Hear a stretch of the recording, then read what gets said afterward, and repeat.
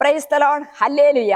സർവശക്തനായ ദൈവം നമ്മളെ എല്ലാവരെയും സമർത്ഥമായിട്ട് അനുഗ്രഹിക്കട്ടെ എന്ന് പ്രാർത്ഥിക്കുന്നു. ആമേൻ.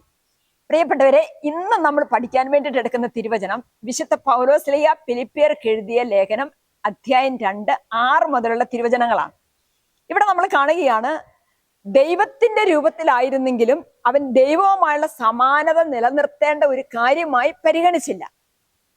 തന്നെ തന്നെ ശൂന്യനാക്കിക്കൊണ്ട് ദാസന്റെ രൂപം സ്വീകരിച്ച് മനുഷ്യരുടെ സാദൃശ്യത്തിലായി തീർന്ന് ആകൃതിയിൽ മനുഷ്യനെ പോലെ കാണപ്പെട്ട് മരണം വരെ, അത് കുരിശു മരണം വരെ അനുസരണമുള്ളവനായി തന്നെ തന്നെ താഴ്ത്തി. പ്രിയപ്പെട്ടവരെ, ഈ വചനത്തിലേക്ക് നമുക്ക് നോക്കാം. കണ്ടോ, ദൈവത്തോടൊപ്പമുള്ള ദൈവപുത്രന്റെ ആ സമാനത നിലനിർത്താതെ ശൂന്യവൽക്കരിക്കുകയാണ്, സ്വയം ശൂന്യവൽക്കരിക്കുന്നു. അതെവിടം വരെ? കുരിശു മരണം വരെ അനുസരണമുള്ളവനായി തന്നെ തന്നെ താഴ്ത്തി എന്നാണ് തിരുവചനം പറയുന്നത്.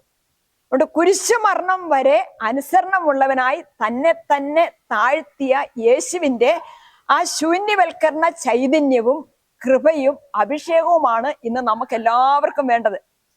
കുഞ്ഞുങ്ങൾക്ക്, നമ്മുടെ വീട്ടിലുള്ള മക്കള് ഈശോയെ പോലെ ആകണം.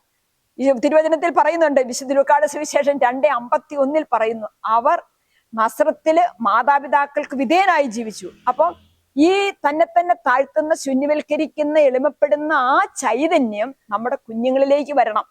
അതുപോലെ പൗലോസ്ലീഹ കുടുംബജീവിതക്കാർക്ക് വേണ്ടി പറയുന്നുണ്ട്, ഭാര്യമാരും എങ്ങനെയായിരിക്കണം? ഭാര്യമാര് ഭർത്താക്കന്മാർക്ക് വിധേയരായിരിക്കണം. അതുപോലെ തന്നെ തിരുവചനത്തിൽ നമ്മൾ കാണുന്നുണ്ട്, കൊളോസ്യർക്കാർക്ക് എഴുതിയ ലേഖനം 3-ാം അധ്യായത്തിൽ നമ്മൾ ഇങ്ങനെ വായിക്കുന്നുണ്ട്, ദാസന്മാരെ നിങ്ങളുടെ യജമാനന്മാരെ എല്ലാ കാര്യങ്ങളിലും അനുസരിക്കുവിൻ. ഇത് മനുഷ്യപ്രീതിക്ക് വേണ്ടി, മറ്റുള്ളവരെ കാണിക്കാൻ വേണ്ടി ചെയ്യുന്നതാകരുത്. കർത്താവിനെ ഭയപ്പെട്ടുകൊണ്ട് ആത്മാർത്ഥതയോടെ ചെയ്യുന്നതാകണം. നിങ്ങളുടെ ജോലി എന്തായിരുന്നാലും മനുഷ്യനെ അല്ല, ദൈവത്തെയാണ് സേവിക്കുന്നത് എന്നതുപോലെ ഹൃദയ പരമാർത്ഥതയോടെ ചെയ്യണം.